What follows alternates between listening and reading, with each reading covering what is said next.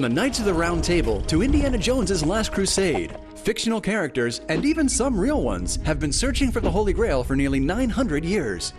According to legend, the Holy Grail is the cup that Jesus drank from at the Last Supper, and it's believed to give whoever drinks from it eternal life. These days, the term Holy Grail has become so common, it is often used to describe a difficult quest for a long-awaited goal. But does it really exist? It may surprise you to learn that the concept of the Holy Grail did not originate in the Bible.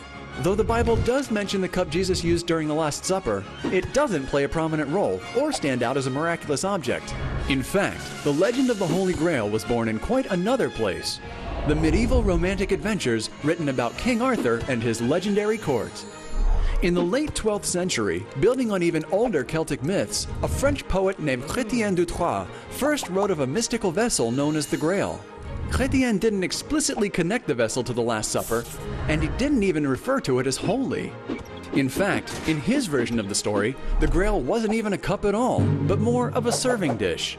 Another Arthurian poet, Robert de Boron, gave the Holy Grail greater religious significance in the early 13th century. In his romantic poem, Joseph of Arimathea, Boron wrote that Jesus' disciple Joseph used the cup to catch Christ's blood while he was hanging on the cross. The legend of the Holy Grail only grew from there, as later writers picked up on and expanded its significance in Christian mythology. There's no evidence to suggest a cup or serving dish from the Last Supper actually survived, but that hasn't stopped people from guessing where it might be hiding. In fact, it's been rumored to have been found everywhere from the hills of Glastonbury, England, to Scotland's Roslin Chapel, to the Jerusalem sewers, and even Kentucky's Fort Knox.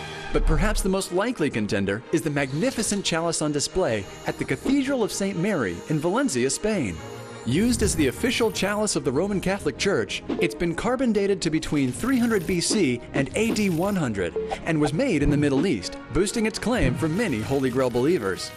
In the end, however, most historians agree there's little to no chance the Valencia chalice, or any of the contenders, can definitively be proven to be the Holy Grail.